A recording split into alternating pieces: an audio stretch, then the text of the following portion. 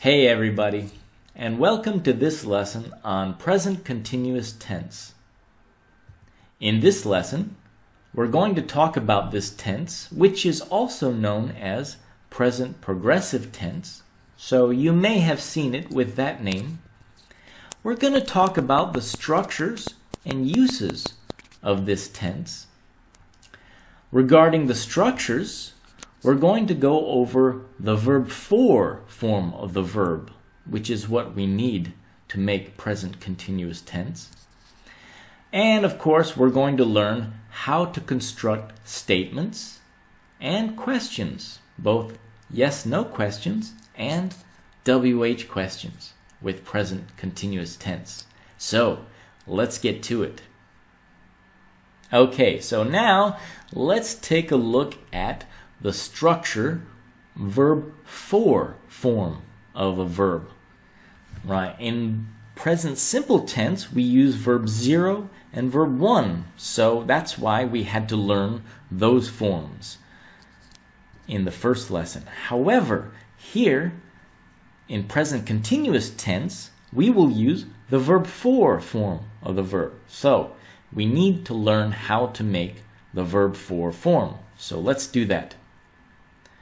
When a verb ends in a consonant, remember a consonant is not a vowel.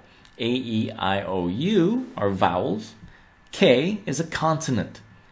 So in that case, we just add ing. So talk, verb for form is talking.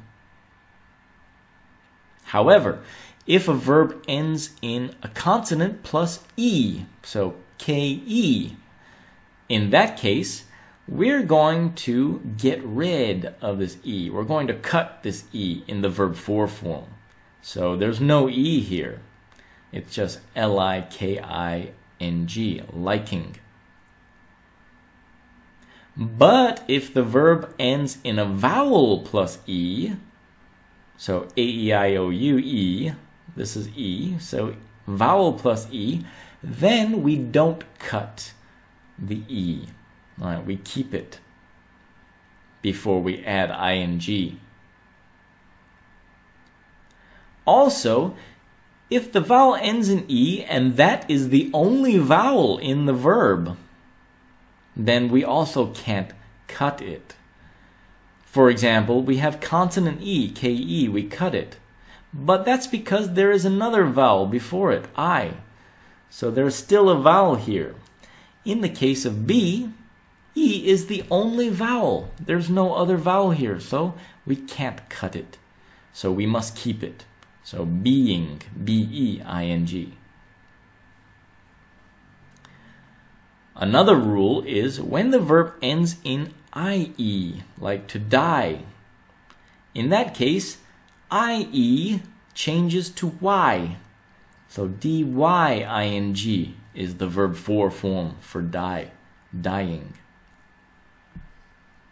Alright, so now that we know how to make verb for, let's move on and look at statements.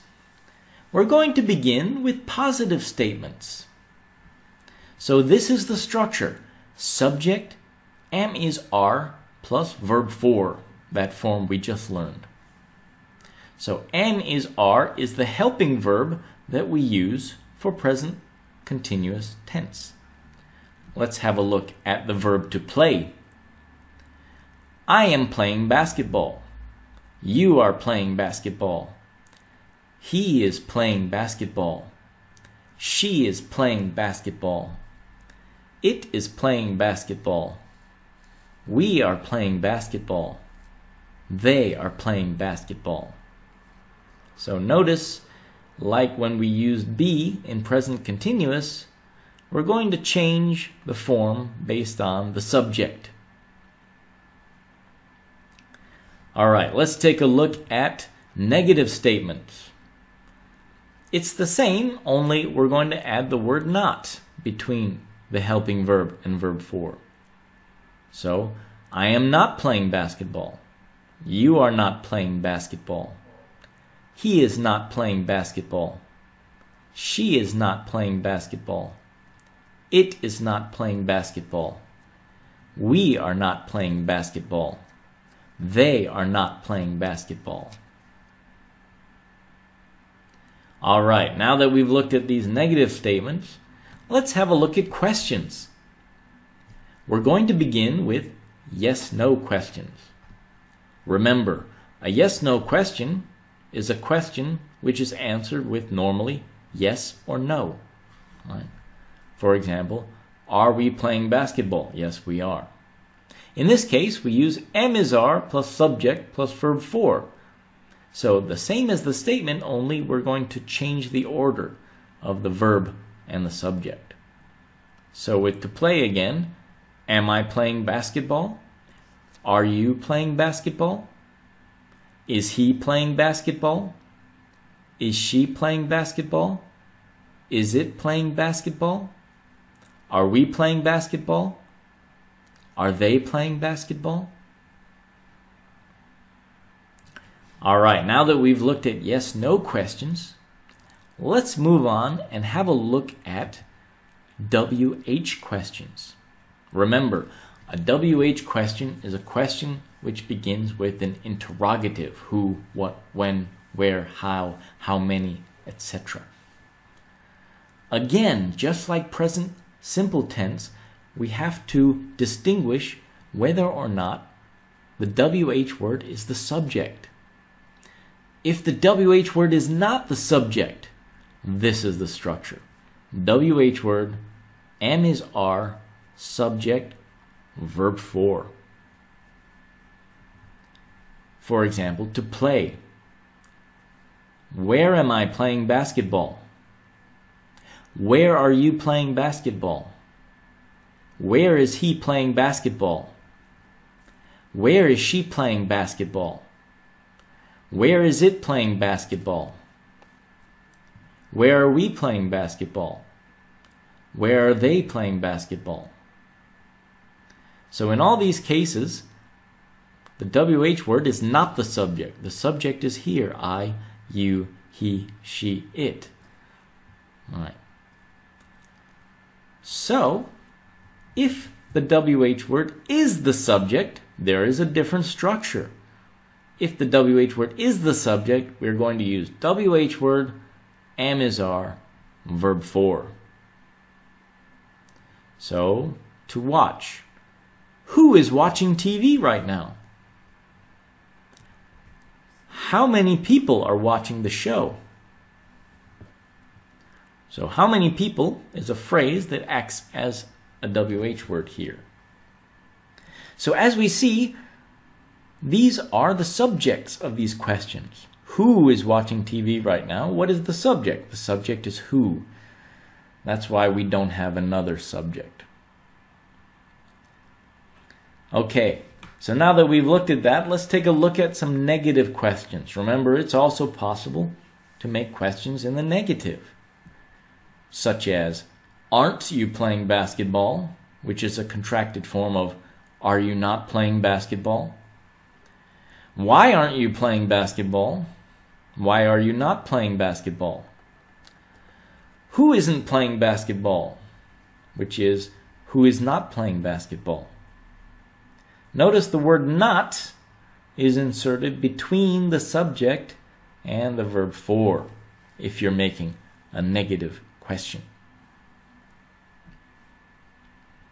Okay, so now that we've taken a look at structures, let's have a look at uses. Essentially, there are two uses to present continuous tense. We use them for actions that are happening right now, as well as future arrangements. Let's take a look at each of them in turn. Actions happening right now. For example, what is Jennifer doing? She is reading a book. Right, so here we have a WH question in present continuous tense and the answer, a statement in present continuous tense, because we're talking about what she is doing right now. Notice the difference. Present simple, the question, where do you live? I live on 25th Street. The focus in this question is not right now or happening right now. This is more of a general truth because it's more like something that is ongoing. However, if we're talking about what Jennifer is doing or where are you staying, this is something more temporary. I'm staying at the Astoria Hotel. Right. So notice the difference between a general truth or a habit, like where you live, versus where you are staying, something that's happening right now, something which is usually more temporary. So that is a key difference between present simple tense and present continuous tense. Okay, let's take a look at another use then, which is future arrangements. We often use present continuous tense, informally mostly, to talk about making arrangements for the future. For example, Richard and his friends are going to Paris next week.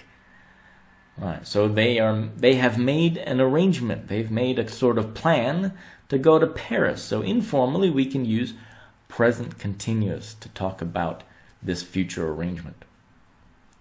Similarly, the second example, we are having a meeting at 10 o'clock tomorrow morning. Right, this is a future arrangement. So we can use present continuous tense for things that are happening right now, and we can also use present continuous tense to talk about future arrangements. Okay, so now that we've taken a look at the structures and uses of present continuous tense, let's move on to the next video in which we are going to do a short exercise about present continuous tense. So when you're ready, I'll see you there.